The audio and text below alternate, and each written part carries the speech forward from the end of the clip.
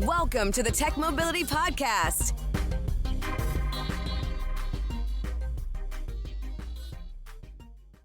I'm Ken Chester.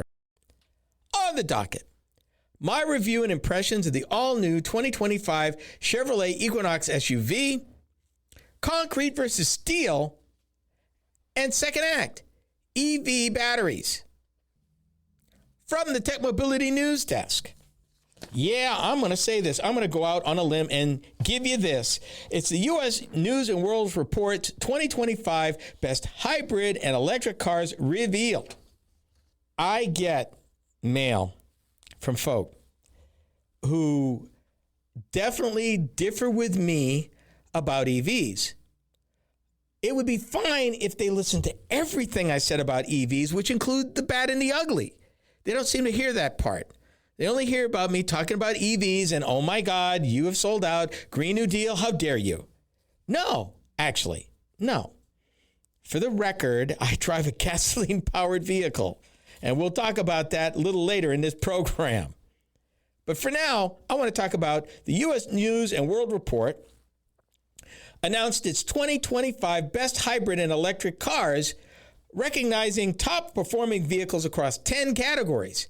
And here's something I didn't know. They evaluated 115 models. I didn't even know there were 115 different models of EVs, plug-in hybrids, and hybrids. Did not know that in the American auto industry for sale in the United States right now. 115 models. You didn't know either. Just fess up. You didn't know. Now we both do. The awards highlight vehicles excelling in quality, efficiency, and value. And I've driven a number of these, so this is not really a surprise to me. Hyundai led the industry, securing 3 awards for the second consecutive year, while other brands like Toyota, Ford, and newcomers Rivian and Volvo also earned accolades. Let me remind you of something, and I told you this about 5 years ago. I told you that the Hyundai Group was spending $85 billion, $85 billion with a B, to go all in on EVs, and that was for Hyundai, Kia, and Genesis. These are all brands that they own. So it is no surprise that they had developed a EV platform that was configurable across their brands. And it was very performance-oriented and very well made. So here are the key highlights. Hyundai dominates with 3 awards, the Ioniq 5, which I've driven, the Ioniq 6, which I've driven, and the Tucson Hybrid. 4 vehicles retain their titles. The Ford F-150 Lightning, which I drove. The Lucid Air, which I drove. Oh my goodness. Toyota Camry, which I haven't driven, and the Lexus NX Hybrid, which I have. First time winners, Rivian R1S, haven't driven that one. Volvo XC60 plug-in hybrid, I have, and the Mazda CX-90 plug-in hybrid, which the Mazda CX-90, amazing vehicle, whether you buy a gasoline or hybrid. And Mazda right now can't keep up with the demand. It's the biggest vehicle they make, and I can tell you they hit a home run with it. Evaluation criteria, according to U.S. News and World Report: gas mileage, range, pricing, an automotive press consensus. Yeah, I often disagree with the automotive press, and I'm part of it. But okay, I don't know how they arrived at automotive press consensus. Not sure who they were talking to there. Categories covered: hybrid, plug-in hybrid, electric cars, SUVs, and trucks. And for the record, I do not know. They said 2025. Usually with those, they're talking about previous year models. So I don't know if they included 2025 models in this mix. And since this report came out, what vehicles did not get included? Because there's a lot of awesome vehicles out there. For example, there's no category about the Chevy Equinox EV, the Chevy Blazer EV, the Chevy Silverado EV, the GMC Sierra EV, the Hummer by GMC EV. Not here. And I can tell you, because I've driven the GMC, I've driven actually the Cadillac Escalade IQ. And you'll get a review later on in the year on that vehicle, but oh my goodness. According to U.S. News and World Report, Hyundai's Ioniq 5 retained its title as Best Electric SUV, praised for its range and design. I actually prefer the Ioniq 6 personally. I thought it had a better design, and I liked it better. The Ioniq 6 won Best Electric Car, and Tucson Hybrid secured the Best Hybrid SUV. I don't know. I think I kind of fell in love with the Genesis GV60 personally, but that's me. Because, again, me, automotive consensus. I don't know where they're coming from. If they'd asked me, they'd get a different answer. Ford's F-150 Lightning continued its reign as best electric truck since 2023, while the Lucid Air marked 4 years as best luxury electric car. And this is bear in mind that both Mercedes-Benz and BMW also field electric vehicles. I'd love to see how it went up against the Mercedes EQS, personally. I mean, the Lucid Air, amazing vehicle, but I would love to have seen it come against some of Mercedes-Benz comparison, because, again, some of this is subjective. Also, the F-150 Lightning, did they include any of the entries from GM? It does not say. I do not know. Because while I was definitely impressed with the F-150, I am more impressed with the GMC Sierra EV. And they're both around the same price. The Ford was a little cheaper, but oh my goodness, sitting in that Sierra EV was like sitting in a luxury home. I mean, top-end luxury home. Just amazing. Toyota Camry, Lexus NX Hybrid held their respective titles as Best Hybrid Car and Best Luxury Hybrid. Again, I don't know. I've driven the Genesis GV70 electrified, and I've driven the Lexus, and my choice, I would have chose the Genesis, personally. I thought the Genesis overall was better. But again, they didn't ask me. Just so we're clear, they did not ask me. Newcomers made a strong impression. The Rivian R1S claimed Best Luxury Electric SUV. I've never driven it. And the factory is 5 hours from where I stand. And I have not had that chance. Volvo's XC60 plug-in hybrid earned Best Luxury Plug-in Hybrid. Let me tell you, they must have did this before the XC90 EV came out. Because I'm going to tell you something about the Volvo XC90. Oh my God, EV90, I'm sorry, EX90. Let me get that straight. The EX90, the most amazing vehicle I have ever driven on this planet in my lifetime. The only drawback to that vehicle is you basically have to relearn all the internal controls because they're all different, completely, utterly different. But you are rewarded with an experience that the only other vehicle I've ever had even close to that experience in was the Lucid Air. So again, I don't know when they say this, what vehicles were included and what weren't, but I would definitely have nominated the Volvo EX90, I'm sorry, I keep getting it wrong, the EX90 of being just amazing, head and shoulders above, oh my goodness. No question here, the Mazda CX-90 PHEV, a 3-row SUV, won Best Plug-in Hybrid for its powerful performance and upscale interior. We are in total agreement with that. It is an amazing vehicle that if you get a chance to drive it. Drive it. And whether you buy the gasoline version or the plug-in hybrid version, you will be a happy person if you can get one. Mazda's selling all the ones they can get right now because it is that good. So you may want to consider that. Absolutely. Because they are that good. But this is their list, and I agree with some of it, but not all of it. It's an all-new Chevy Equinox. My review and impressions are next. You are listening to the Tech Mobility Show.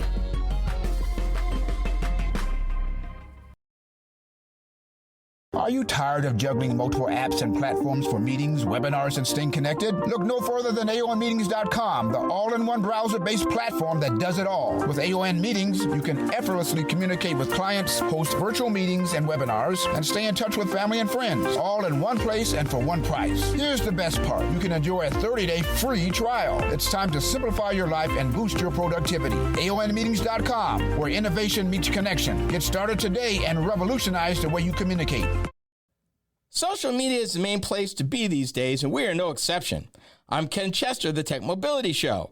If you enjoy my program, then you will also enjoy my weekly Facebook videos. From my latest vehicle reviews to timely commentary of a variety of mobility and technology-related topics, these short features are designed to inform and delight you.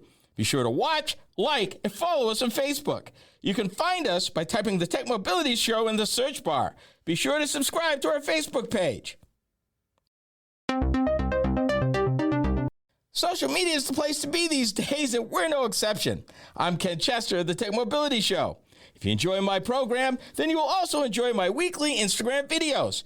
From the latest vehicle reviews to timely commentary on a variety of mobility and technology-related topics, these short features are designed to inform and delight you. Be sure to watch, like, and follow us on Instagram. You can find us by typing the Tech Mobility Show in the search bar. For those of you that listen to podcasts, we have just the one for you. Hi, I'm Ken Chester. Tech Mobility Topics is a podcast where I upload topic-specific videos each week. Shorter than the full show, these bite-sized programs are just the thing, particularly if you're interested in a particular topic covered on the weekly radio show. From Apple Podcasts to iHeartRadio and many podcast platforms in between, we got you covered. Just enter Tech Mobility Topics in the search bar wherever you listen to podcasts.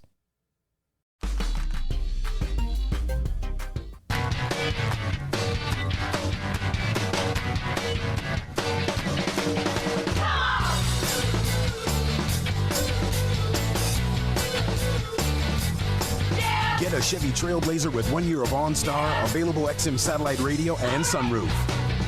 Let the sun in and let the music out. Chevy Trailblazer. Qualified lessees can get a 39-month low-mileage lease on an 06 Chevy Trailblazer LS 4x4 for around $300 a month. Residency restrictions apply. Call for details. The Chevy Trailblazer, GMC Envoy, Buick Rainier, Oldsmobile Bravada. They were all part of a mid-size, little larger than mid-size crossover SUVs that GM was building the beginning part of this century that were pretty much out of production by 2009. Unfortunately, it seemed like they always had to be pushing a deal to sell the Trailblazer for some reason, although today you will see Trailblazers all over the place. Still rolling. Still rolling. For some reason, the Trailblazer tended to age better than the GMC Envoy or the Buick Bravada Oldsmobile Bravada for some reason. Oh, well. Let me talk about the Chevy Equinox. It's a crossover SUV that was introduced by the nameplate in 2004 for the 2005 model year. The new crossover replaced the Tracker, an S10 Blazer in the company's lineup. The Equinox is the mechanical twin, if you might remember, or sibling to the Pontiac Torrent and GMC Terrain. For the 2025 model year, Chevy is marketing both a gasoline version and a battery EV version of the Equinox. Let me be clear. They are, in fact, quite different. And let me add this. Just so you know, this review is just about the gasoline Equinox, the 2025 gasoline version Chevy Equinox. And I hope to get the chance to experience the EV model in a future review. And having said that, I guess now it's time for a little bit of Equinox Confidential. So here's a confession. I own a 2018 Chevy Equinox LT. And I got to tell you that I found the first two generations of this crossover SUV to be ugly, dysfunctional, and undesirable. Ooh, I hated the look of them. Then Chevy introduced the all-new third-generation Equinox in September 2016, with production models going on sale in the United States during the fall of 2017 as a 2018 model. I saw it for the first time at Media Days at the 2018 Chicago Auto Show in February of that year. Smaller, stylish, and also practical, I had no idea that within 2 years, I'd own one myself. Chevy got so much of this vehicle right, and it's no wonder that this generation of Equinox, and I'm talking from 2018 to 2024 model years, set volume and sales records for the nameplate. If you drive down a road, you will see these everywhere. And GM was selling 25 to 30,000 of these a month during its lifetime, during those model years. And if you drove one, you understood why. It was darn near perfect for what it was. So, having said that, having been a third-generation Chevy Equinox owner, which I still am, by the way, let's talk about the all-new fourth-generation Equinox. Chevy unveiled the latest iteration of its popular crossover SUV last January for the 2025 model year. Available in 3 trim levels, the new Chevy shares its styling with the larger Traverse, which has adopted a more truck-like exterior presentation in recent years. Each of the new Equinox's trim levels, LT, RS, and Active, boasts their own unique front fascia. Although power for the SUV is a 1.5-liter turbo gasoline 4-cylinder engine that makes 175 horsepower and 184 to 203 foot-pounds of torque, and has been carried over from the third generation, NNG is communicated to the drive wheels through a continuously variable automatic transmission for front-wheel drive models and a Hydromatic 8T45 8-speed transmission automatic for models equipped with all-wheel drive. For 2025, the Equinox adds driver-selectable modes, normal and snow on front-wheel drive models.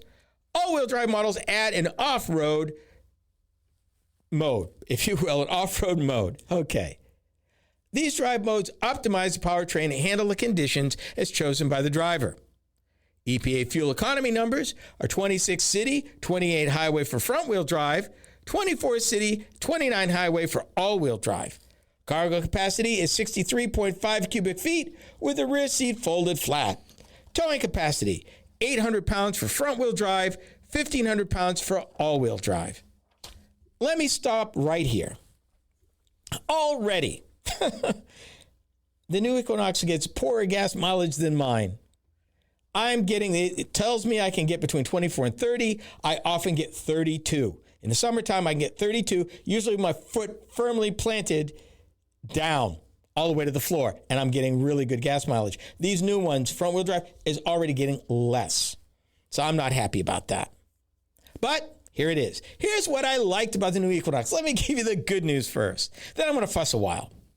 I also need to share with you before I start that my impressions are based on the limited time that I was able to spend behind the wheel during the Midwest Automotive Media Association Spring Rally in Elkhart Lake, Wisconsin. And I found that to be a great place to experience a number of vehicles, but not with the usual week that I usually get to spend with each. But it's a great way to be exposed to vehicles that I may never get a chance to evaluate. Now, I found the next generation Equinox, and this was a top-of-the-line active model equipped with all-wheel drive that I drove, to be very comfortable and smooth, solid and quiet at speed. And while I was originally disappointed that Chevy didn't offer a more powerful engine than the carryover 1.5 liter four-cylinder, the 8-speed automatic more than made up for the engine's mid-range shortcomings. Displays, controls, and switchgear are much better than on my Equinox, and I totally love them. Not only are the front seats heated, they're now cooled too. And oh yeah, by the way, capital letters, heated steering wheel. Thank you, Chevrolet. Yeah, kind of a pet peeve of mine. Got heated seats, not a heated steering wheel. Yeah. The driver enjoys good outward visibility with a much better rear view camera. And for those of you that normally travel in the back seat, good news. Chevy also offers optional heated outboard rear seats in the new Equinox. An optional panoramic sunroof adds light and airiness to the cabin. The cargo area is well sized for the model. Here's what I didn't like about the Equinox. And yeah, it's kind of a long list. Call me a purist, but the rear seats don't fold flat like they do in my 2018. There's a lip of about 1 inch or so, which may not matter to most folks, but if you use the cargo area to haul things like I do, it will. And while Chevy couldn't resist the urge to get rid of the center console-mounted gear selector, it chose a quirky shifter stock and windshield wiper switch on the steering wheel that will take some getting used to. Here's where I throw in an editor's note. And I noticed this funky setup on a number of 2025 GM vehicles that I've evaluated lately. Let me be plain here. I don't like it. No, No, it's funky. I don't like it. Here's the bottom line. As an owner of the third generation Equinox, I found a lot to love about the all-new 2025 gasoline version. I'm still trying to come to grips with the truck-like exterior styling, as the sophisticated good looks of my 2018 is what drew me in. I'm also mourning the loss of the premier luxury trim level. The new active trim is directed at a more active, outdoorsy lifestyle. I want the upscale sophistication that the previous premier offered, just enough class without the thousands more in cost. I guess I'm not the target market. Oh well. The manufacturer's projected retail price for the 2025 Chevy Equinox gasoline version starts from $28,600 for the LT front-wheel drive model up to $35,000 for either the RS or active all-wheel drive. Destination charges add $1,395. When it comes to structural material, concrete has been the go-to for towers, displacing steel. This is the Tech Mobility Show.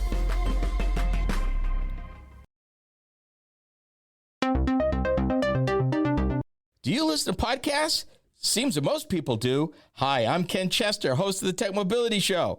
If you've missed any of our weekly episodes on the radio, our podcast is a great way to listen. You can find the Tech Mobility Podcast just about anywhere you can enjoy podcasts. Be sure to follow us. From Apple Podcasts to iHeartRadio and many platforms in between, we are there.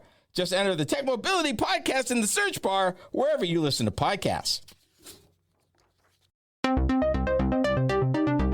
Social media. It's the place to be. We're no exception. Hi, I'm Ken Chester, host of the Tech Mobility Show. Several times a week, I post to TikTok several of the topics that I cover on my weekly radio show. It's another way to keep up on mobility, technology, news, and information. I've built quite a library of short videos for your viewing pleasure, so be sure to watch, like, and subscribe. That's the Tech Mobility Show on TikTok. Check it out.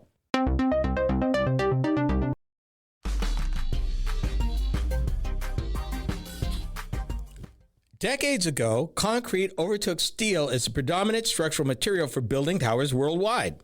There's actually a museum that features an expedition that explains the why and the how of that fact. It's a hard truth, and we explore it. This is Topic B. I thought I would take you in a different direction during this segment. I thought we'd talk about buildings and the fact that in the early days, a lot of the older towers were made of steel. But a lot of factors came together to change that. Amongst it, the invention of re-rod, which was over 100 years ago, stronger cement, limitations on just how high you can raise stuff. Now, cement has this great capability of being strong and durable and lasting. But it also has some limitations, I found out. And as I learned in reading this piece and studying this piece, I was amazed to find out that most buildings that are really, really, really tall may have cement foundations for maybe the first 70, 80, 90 floors, but if it's higher than that, it's steel. And the big problem is because they can only pump cement up so far before it's no longer practical, before they can no longer do it. It's a matter of transporting the cement to where it's needed. And above a certain level, it just can't happen. Used to be that ground zero for the tallest buildings in the world were in the United States of America, and they were typically office buildings.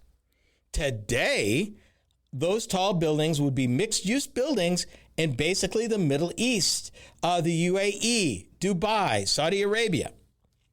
And it wouldn't be just office buildings, it'd be residences and things like that in China, things like that. But a lot of this stuff was created here. For its plasticity, versatility, and compressive strength, reinforced concrete is hard to beat. Though its performance is more problematic when assessed by the metric of embodied and operational carbon, a consideration that is recognized up front. In other words, and we've talked about this, we've talked about decarbonization, we've talked about how difficult it is to get the carbon out of the steel making and particularly out of the concrete making process. They are very carbon intensive in their makeup, in their creation, in their manufacture. And it's always been that way. Now, This exhibit, in all places Manhattan, is called the Modern Concrete Skyscraper, and it examines the history of tall towers' structural material choices, describing a transition from early dominance of steel frames to contemporary condition in which most large buildings rely on concrete. And as I mentioned a few minutes ago, this change did not happen instantly or for any single reason, but through a combination of technical and economic factors, including innovations by various specialists, well recognized and otherwise. An availability, ironically, of high-quality limestone deposits near Chicago. And that seems like a very specific reason to build them in the rest of the country, but okay. And the differential development of material industries in nations whose architecture grew prominent in recent decades.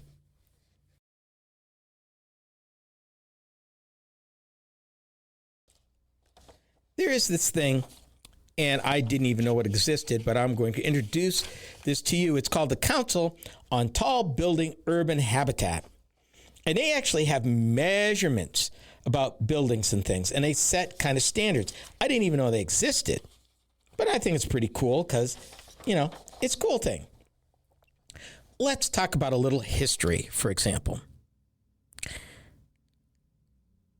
As super talls is what they call the really tall buildings, reach even higher. In the global race for official height rankings by the Council on Tall Buildings and Urban Habitat, national, corporate, or professional bragging rights, concrete's dominant may not be permanent in that sector given the challenge of pumping the material above a certain height. For example, the 2,717-foot Burj Khalifa, formerly the Burj Dubai, uses concrete up to 1,987 feet and steel above that point. And they describe it as being the tallest steel building with a concrete foundation of 156 stories. For the moment, however, concrete is ahead of its chief competitors, steel, and on a smaller scale, believe it or not, timber. And that's got to be reformulated or reinforced timber. And we've talked about that construction here a while back. The invention of steel and the grid of steel and the skeleton frame is only the first chapter in the history of the skyscraper. The second chapter, the one we're in now, is concrete. And they talk about a lot of inventions. Let me give you a bit of it. The exhibition, this museum in Manhattan, traces the use of concrete back to ancient Roman combination of aggregate polizana, the chemical formula for which was largely lost with the fall of the Roman Empire. From there, the show explores comparable materials revival in 18th century England, the patenting of Portland cement by Leeds builder Joseph Aspdin in 1824. Portland cement was invented in 1824. The proof of concept house by Francois Coignet in 1856. You didn't know the first cement house was built in the 1850s. And the pivotal development of rebar in the mid-19th century. You didn't know that either. Can you tell me what the first concrete skyscraper was in the United States? Bet you didn't know. Let me tell you. Ernest Ransom's 1903 Ingalls Building. Do you know where it's located? Cincinnati, Ohio. It was considered then in 1903 to be the world's tallest concrete building at 15 stories and arguably the first concrete skyscraper. So, if you're at this museum in Manhattan, you might be accosted by a question. So let me ask it. What is a skyscraper? In 1974, when the World Trade Center and Sears Tower are just finished, you would have said then, it's a very tall building that is built of steel, an office building in North America. But if you ask that same question today, the answer is a building that is mixed use, constructed of concrete, and located in Asia or the Middle East. There are eras of engineering innovation that they talk about, devoting special attention to the 19th and 20th century patent era of Claude Allen Porter Turner. He was the pioneer in flat slab flooring and mushroom columns. And Henry Chandley Turner, that Turner, founder of Turner Construction. Ransom, who patented the twisted iron rebar. and another fella, and I'm going to try to pronounce his name, Francois Hennebique, Hennebique, known for a reinforced concrete system exemplified by Liverpool's Royal Liver Building, which was the world's tallest concrete office building when completed in 1911.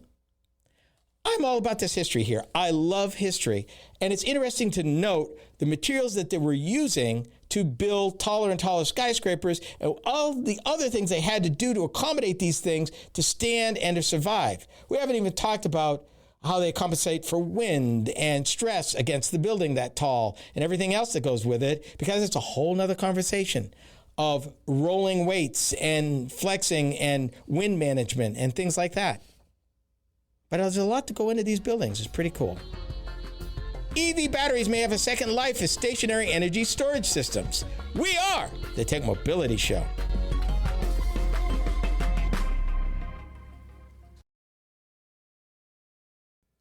To learn more about the Tech Mobility Show, start by visiting our website. Hi, I'm Ken Chester, host of the Tech Mobility Show.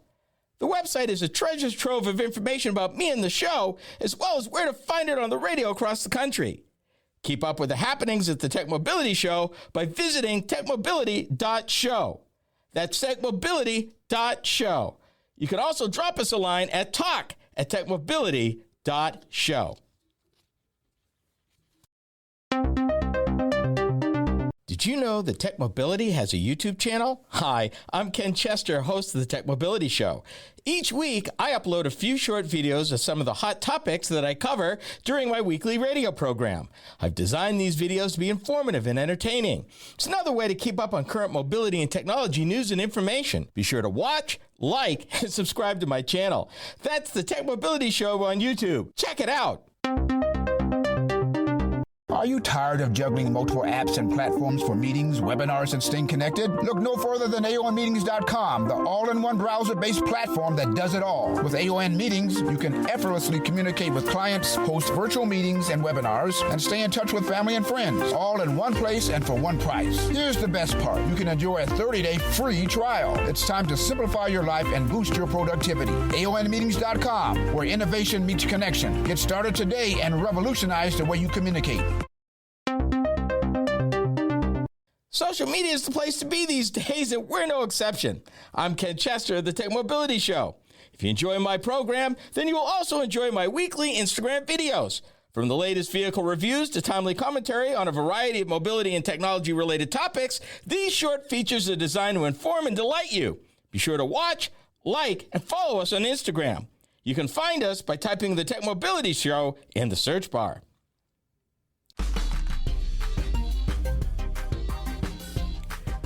EV batteries.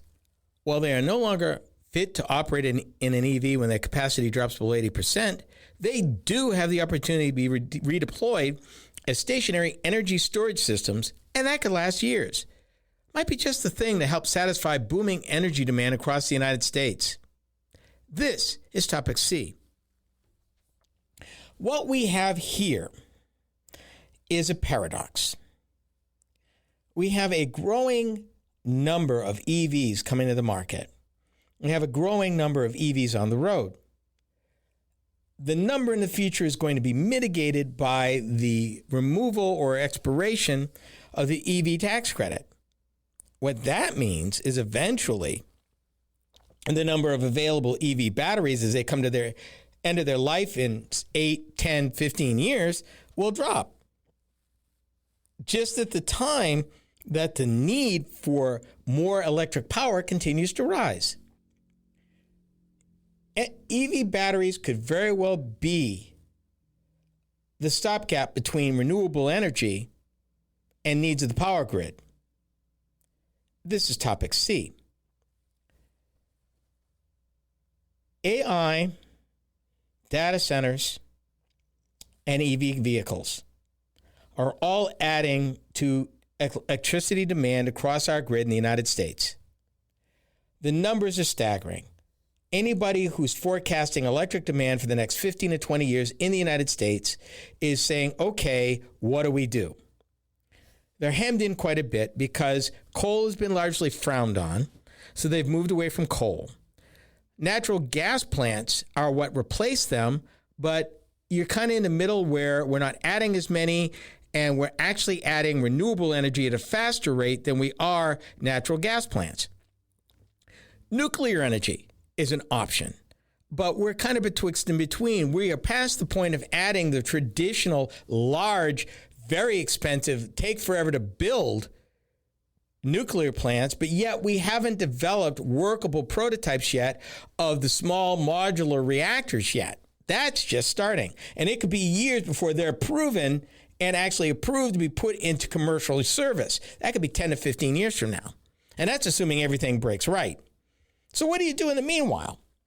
Well, coal plants are a question, because to refurbish them, I mean, it's like anything. If you are used to what they call life cycle accounting takes into fact that a given asset has a given life, and that over its life, you're going to spend so much money. And if you're in the utility business, if you're in manufacturing, you depreciate and you spend accordingly for maintenance and capital expenditures and upkeep based on that life cycle history.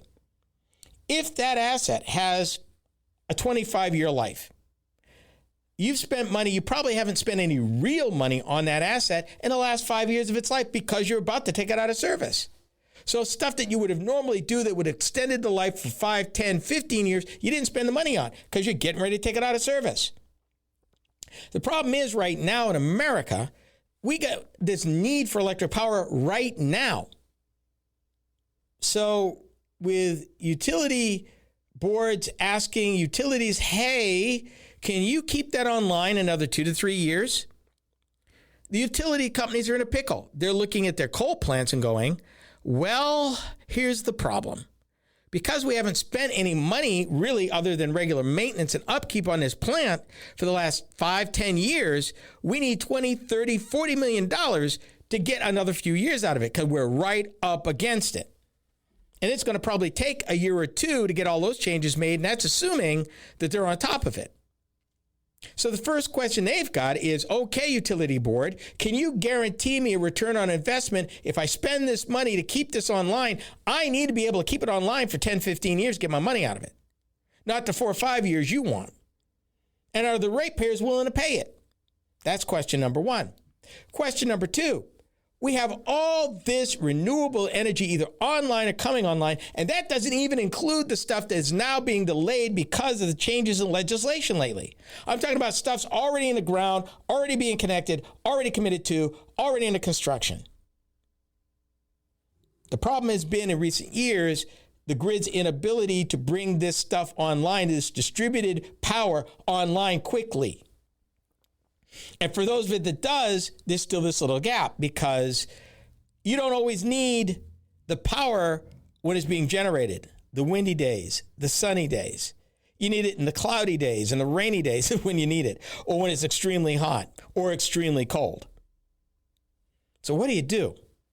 What do you do? What can you do today to mitigate all these issues as you're trying to work out the longer range issues? Well, we do have a solution. And these would be EV batteries. Because EV batteries, unlike a lot of other power sources, can be repurposed. Let me give you an example. The CEO of a battery recycling company called Redwood Materials has fashioned his own microgrid in the Nevada desert out of 792 repurposed battery packs from auto manufacturers. And guess what? He doesn't connect it to the grid. He uses that off-grid for his AI stuff at his company. Because he didn't need to connect to the grid and get all the applications approved and things and hearings and all that, he was able to put it online in 5 months. This installation holds 12 megawatts and 63 megawatt hours of energy capacity, which feeds an artificial intelligence data center built on site. An adjacent solar array provides energy, and it's not connected to the national grid or even the local grid. It's all self-contained. He did it in 5 months. 5 months. You can do this. Imagine them doing this in the oil fields, where they can build their own microgrids with repurposed batteries, because right now they're building their own plants because the existing power grids are insufficient for the boom in oil that they need to pump from the ground to run the pumps, which is kind of circular logic and kind of backwards as far as I'm concerned. The very thing that is causing the boom in energy is causing the need for alternatives to get it out the ground. That's crazy. But these energy storage systems in North America have been booming. They estimate that it will grow from 52 gigawatt hours of capacity to 90 gigawatt hours of capacity by the end of the decade. Energy storage systems. And since we're going to have an issue in getting rare earth materials and everything from overseas, and again, other issue, trying to get the mines developed to get them here, this will become a kind of obvious thing, but it will bid up the price of used EV batteries as these vehicles get scrapped. So the question is, it's economical now. Will it continue to be economical?